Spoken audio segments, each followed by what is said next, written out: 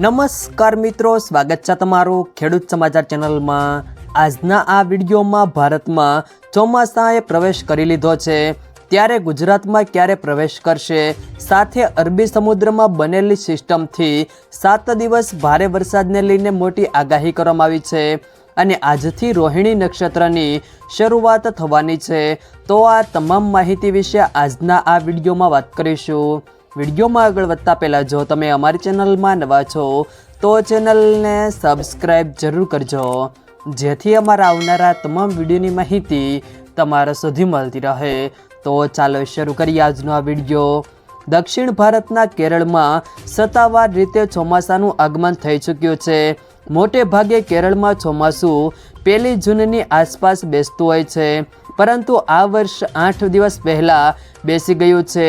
બીજી તરફ અરબી સમુદ્રમાં સર્જાયેલા સિસ્ટમને કારણે ગુજરાતના હવામાનમાં પણ છેલ્લા કેટલાક દિવસોથી પલટો જોવા મળી રહ્યો છે અને આગામી 30 તારીખ સુધી રાજ્યમાં સાર્વત્રિક વરસાદની સંભાવના વ્યક્ત કરવામાં આવી છે।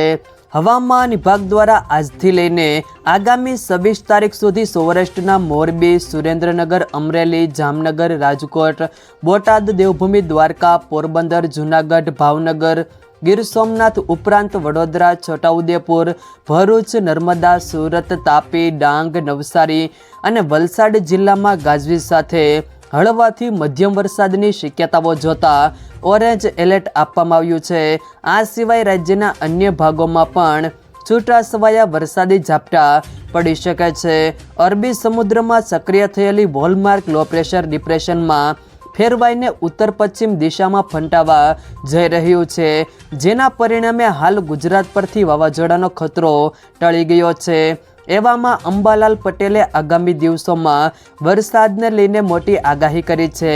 તેમના જણાવ્યા પ્રમાણે ગુજરાત પરથી વાવાઝોડાનો ભય ટળ્યો હોવા છતાં રાજ્યમાં આંધી વંટોળનું પ્રમાણ યથાવત રહેશે, જ્યારે અરબ સાગરમાં સાંજ સુધીમાં સિસ્ટમ સક્રિય થશે, જે 28 તારીખ સુધીમાં વોલમાર્ક સિસ્ટમ મજબૂત બનશે। આ ઉપરાંત બંગાળના ઉપસાગરમાં પણ એક સિસ્ટમ સક્રિય થઈ રહી છે। એક સાથે 2 સિસ્ટમ સક્રિય થતાં ગુજરાતમાં ફરીથી વરસાદી માહોલ જામશે।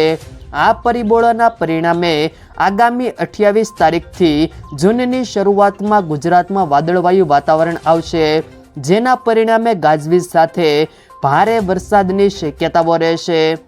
હવે વાત કરીએ રોહિણી નક્ષત્ર આજથી શરૂઆત થશે। આ નક્ષત્રમાં કેવો વરસાદ પડશે, કઈ તારીખ સુધી રહેશે, તો મોટે ભાગે રોહિણી નક્ષત્ર 25 મેની આજુબાજુ બેસતું હોય છે, કેમ કે રોણ નક્ષત્ર બેસવાની સાથે જ ચોમાસું બેસવાની એક્ટિવિટી સક્રિય બનતી હોય છે। રોહિણી નક્ષત્રને આપણે રોણ તરીકે પણ ઓળખીએ છીએ। વર્ષ 2025 દરમિયાન રોણ નક્ષત્ર 25 મેના રોજ બેસે છે। સૂર્યનારાયણ ભગવાનનો રોહિણી નક્ષત્રમાં વિધિવત પ્રવેશ આજે વૈશાખ વદ 13ના રવિવારે 9:34 થશે। મિત્રો, રોણ નક્ષત્ર સબુદ દિવસનું હોય છે। આ સબુદ દિવસના 4 ભાગ પાડવા ભડલી વાક્યો પ્રમાણે રોણ નક્ષત્રના પ્રથમ ભાગમાં જો વરસાદ થાય તો તે વર્ષે પાણીનો અભાવ રહે।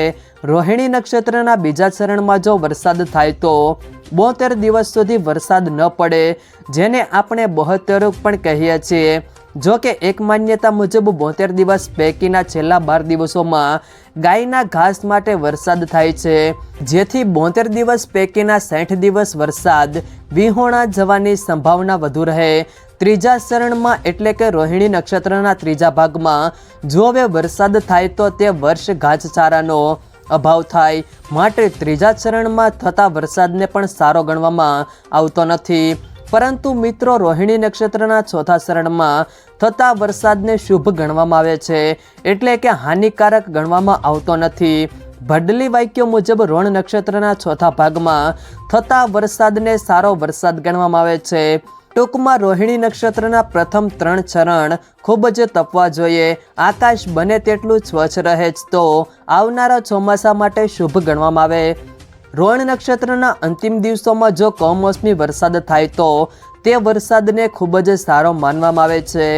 જો મિત્રો વિડીયો પસંદ આવ્યો હોય તો વિડીયોને લાઈક કરો, તમારા મિત્રો સાથે શેર કરો અને જો તમે અમારી ચેનલમાં નવા છો તો ચેનલને સબસ્ક્રાઈબ જરૂર કરજો, જેથી અમારા આવનારા તમામ વિડીયોની માહિતી તમારા સુધી મળતી રહે.